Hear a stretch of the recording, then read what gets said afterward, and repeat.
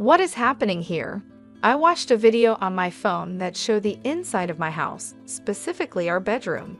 I have an app that lets me watch live footage from our security cameras at home. In the video, I saw my husband with another woman. They were too close to each other to just be friends. Then I heard them talking. Are you sure she doesn't suspect anything? Yeah, I've been following your instructions perfectly. She has no idea. She totally believes me. They laughed and playfully jumped onto the bed. I was shocked because the woman with my husband was my own sister. My name is Karen McDougal. I am 53 years old. My husband James is almost 56, and we have been married for 21 years. We don't have children, and it has always been just us two. We had a comfortable life until about 12 years ago when James was diagnosed with early onset dementia. His condition worsened over time. He began forgetting important meetings, how to do his job, and where he placed things. He even had trouble dressing himself and would often bump into things. Once, he left a kettle on the stove, nearly causing a fire. So James and I sought advice from my sister, Nicole, who runs a care home. She recommended a hospital where James was diagnosed. He had to retire, and now a caregiver from Nicole's facility visits our home twice a week. These days, I am the main earner in our family, working hard every day. One day when Miss Tom, our regular caregiver, visited, Nicole came with her. She said, "How's James doing? He's your husband, and I'm worried too." Since we started using Nicole's facility, she often stops by to check on us. I left for work knowing James was in good hands. My sister Nicole has looked after him like a brother ever since we got married. She always wanted a big brother when we were kids. She was very upset when James was diagnosed with dementia. Although she's busy, she often checks on us, which I really appreciate. Thanks to Nicole and Miss Tom, I can work peacefully knowing James is safe at home. Without my job, we'd struggle financially, so I'm very grateful to them. However, they can't help on weekends, so I take care of James alone then. I work during the week and care for James on weekends, leaving me no time for myself. I hadn't realized how tired I was, but a nurse at the hospital, who I've known for nearly 12 years, noticed. "Mrs. McDougal, it's tough caring for your husband. You need some time to rest," she told me. I know I can ask Nicole and Miss Tom for emergency help, but I don't want to trouble them more. By the way, there's a new nurse here from a specialized dementia hospital in Kansas City. She might help you. Look, there she is. I looked where the nurse was pointing, and to my surprise, it was Judy, my best friend from college. We hugged and caught up happily. Judy, who played softball in college and still looked sharp with her neat, short haircut, exclaimed, "Karen, you haven't changed at all." "Neither have you, Judy. I'm so glad to see you," I replied. Judy had waited for her children to grow up, divorced, and moved back to her hometown. "Let me know when you're free for coffee," she suggested. Just then, James came out in his wheelchair after his tests. "This is my husband, James," I introduced him. "It feels like it's been forever since our wedding." "Yes, it has been a long time," I replied to Judy, my friend from college. As she bent down to look James in the eyes, he was sitting in his wheelchair. Judy paused, looking a bit unsure. "Oh, sorry, James. We met at your wedding, right?" she asked. James smiled at her and replied, "Is that so? I'm looking forward to your future care. Thank you in advance." Judy seemed to have a thoughtful look as she observed James. Noticing my confused expression, she stood up smiling.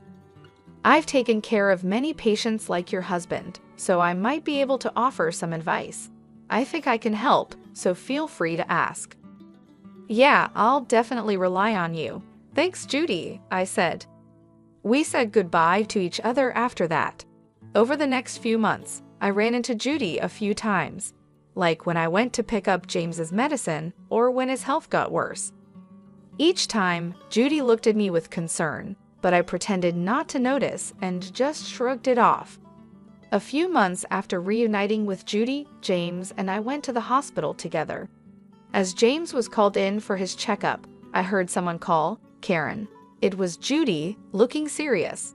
"Is something wrong?" I asked. "Your husband James just went in for his examination. Do you have a moment?" Judy asked. "Sure, I guess," I replied. Judy led me to a counseling room. "Karen, how is it taking care of James? Are you managing okay?" she inquired. "Thanks for asking," I said. I shared with Judy about James's recent health and how the constant caregiving was wearing me down. Judy listened intently, seeming concerned about my well-being.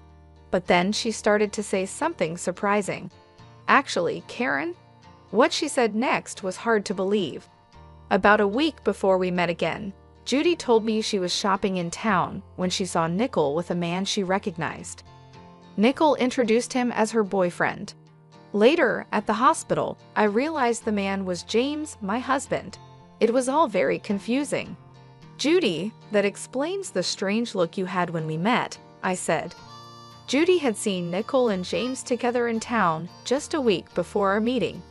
However, James didn't seem to notice Judy. Back then, I looked different. I had long hair and wore glasses, which might be why he didn't recognize me. Judy also mentioned something else that bothered her. She felt James's behavior at the hospital didn't seem right for someone with dementia. He acted just like someone she had seen at her old job who was faking dementia. The man she saw in town walked confidently and responded clearly, looking perfectly healthy. "Could you have mistaken someone else for him?" I asked. "I don't think so," Judy replied. "You know how James has those distinctive moles under his right eye? The man with Nickel had them too. It's quite a unique feature." Judy realized she might have spoken inappropriately about my husband and apologized. But it was true, James does have those moles, and it's rare for someone else to have the same ones in the same place. Could James have been pretending to have dementia for 12 years and be having an affair with Nickel? The story was hard to believe, but Judy isn't known to lie. "I don't think this hospital is very good," Judy admitted. "The doctors aren't great, and I've heard some bad rumors. It seems odd that they have so many patients. I think you should get James properly checked to see if he really has dementia," she suggested seriously. After hearing what Judy said, I went to a large store and bought a home security camera. I placed it in hidden spots in the living room and bedroom to secretly record what was happening while I was at work. I set it up to connect to my smartphone and checked it during my breaks. Surprisingly, James acted differently than he did around me. He wasn't lost or confused about where things were. He seemed to be living normally. Also, when Miss Tom, the caregiver I had hired for James, came over, there was no sign of her actually taking care of him. Furthermore, I discovered that Nickel had been visiting my house frequently while I was away. The camera also captured their conversations clearly. "You're not getting caught pretending to have dementia, right, James?" "Yeah, because I'm doing just as Nickel suggests, pretending not to know the date or where things are as working perfectly, pretending not to write or go outside, and thinking it's day when it's actually night would be good too. Karen is a trusting person, so I don't think she'll suspect anything. Is Miss Tom okay? Won't she spill the beans?" "Ah, she's fine. She's a single mom with a kid, so she needs the money. I've been giving her a bit more salary, and she's been keeping quiet." After laughing together, they would flirt and head to the bedroom. I was speechless when I saw the footage. I couldn't believe my sister and husband were plotting behind my back, but the evidence was clearly recorded on the camera. Confronted with the undeniable truth, I felt lost. A few days later, I felt the need to talk to Miss Tom, who had been taking care of James. When I contacted her, she said she would be available the following Saturday. I went to her apartment and showed her the footage. She looked defeated, cried, and apologized to me. "What you see in this footage is the truth. I've been deceiving you all this time, and I'm truly sorry. I don't have a license, and I was struggling to find another job. I had no choice but to follow what Nickel said because she offered me a good deal," she confessed. She explained that she was a single mother needing money, but she felt guilty for helping deceive me. Her guilt helped me get her statement. She also gave me copies of receipts, daily reports, and her diary from that time. No matter how much I needed the money, what I did was wrong. I am really sorry, she kept saying. Besides the evidence and testimony from Ms. Tom, I gathered more proof by talking to a few people involved and then spoke with my lawyer. I decided it was time to confront James and Nicole. I pretended to go to work like usual, waited near my house, and went back when Nicole arrived and they were likely together. I caught them off guard and they panicked. "I know everything now, James," I said coldly. He quickly started confessing. "It wasn't my idea. Nicole seduced me. She suggested we pretend I had dementia so you would support us. We could meet while you were at work. Even Miss Tom was hired by Nicole as an alibi." Nicole got angry and shouted James was fully involved in the plan, and now he's trying to escape blame. "That's cowardly. Shut up. You were the one pushing this idea." As they argued, my heart turned cold watching them blame each other. I had reached my limit with the antics of Nicole and James. Exasperated, I commanded, "That's enough. Both of you, get out." I didn't just speak, I acted, tossing them out of the living room window along with their clothes and Nicole's purse, which were scattered all over the floor. Then, I slammed the window shut. They continued to bang on the glass, pleading for a chance to explain, but I was done listening. I drew the curtains to shut them out completely.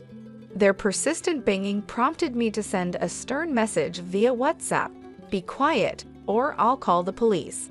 Leave now." That silenced them. Over the next few days, they repeatedly came to my house and bombarded me with messages on WhatsApp, which was incredibly irritating. To escape the constant reminders of their betrayal, I decided to sell the house.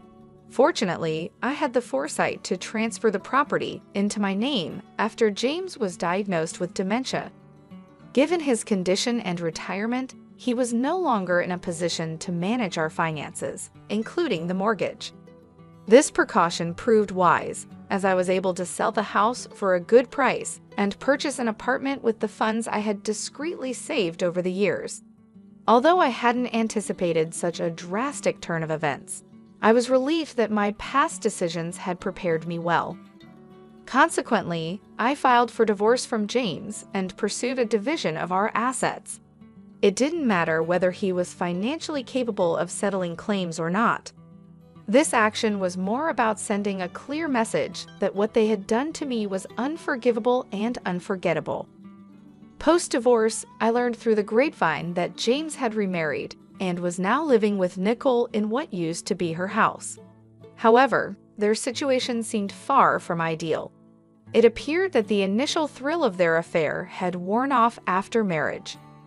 Living together in the harsh light of day, they had to face the reality of their relationship, accept each other's flaws, and occasionally turn a blind eye to their irritations. I imagine this proved challenging for them, considering they had stepped into marriage in the aftermath of deceit. If they ever considered separation, it would not be straightforward. With both of their parents gone, and the house where James and I had lived already sold, James had no old home to return to. They had no other family to fall back on, leaving them to navigate their complex relationship alone. As for me, I couldn't care less about their difficulties. They had made their bed, and now they had to lie in it. After Miss Tom came forward with her revelations, the repercussions were swift and severe. Nicole's care facility had its license revoked and was subsequently shut down. It turned out that the facility was financially unstable. It hadn't been making enough profit to cover the loans taken out from the bank at its inception. Now, Nicole is burdened with a significant amount of debt. This seems like a fitting consequence for a sister who betrayed her own family by stealing her sister's husband. The doctor who issued the fake diagnosis for James also faced serious consequences following the exposure of his malpractice. His reputation was tarnished, and his professional misconduct led to a domino effect within his clinic. His staff, disillusioned and disappointed by their association with unethical practices, resigned one after another. Judy was among those who left, no longer able to support the deceitful operations. With his team dissolving, it became impossible for him to maintain his clinic, leading to its inevitable closure. This doctor had been involved in corrupt activities, accepting bribes from disreputable sources to produce false medical reports. He had issued such a report for James, falsely diagnosing him with dementia. In exchange for these reports, he received patient referrals from these unethical collaborators. This explained the influx of patients at his clinic despite his lack of skill and poor reputation. The revelation of these deceitful practices was a shocking discovery for me. It highlighted just how egregious some medical professionals could be, exploiting their authority and the trust placed in them for personal gain. However, this situation also forced me to confront a painful truth about myself. I had been overly trusting, taking my sister's and the doctor's word at face value without sufficient scrutiny. Judy often pointed out that my kindness and trust in others were excessive, and this ordeal confirmed her observations. This entire experience has been a sobering reminder of the importance of vigilance and the potential consequences of naivety. It has prompted me to reevaluate how I trust and the extent to which I should verify information, especially when it concerns the well-being of my loved ones. As painful as these lessons have been, they have instilled a more cautious approach to trusting others in my future interactions. I used to trust people easily, but recent events have taught me the importance of questioning what I'm told and relying more on my own judgment. It's a difficult shift, considering my natural inclination to see the best in others, but it's become clear that being too trusting can lead to serious consequences. While I navigate these changes in how I approach relationships and information, it's reassuring to see familiar faces settling into new beginnings. Judy, a friend whose judgment and integrity I've always respected, has successfully transitioned to a new job at a large general hospital in a nearby town. Her extensive experience, especially her previous role in a prestigious Kansas City hospital, was highly valued, leading to quick acceptance and trust from her new colleagues. She's thriving in an environment that appreciates her skills and dedication, which brings me a great deal of joy knowing that she's finding fulfillment in her work.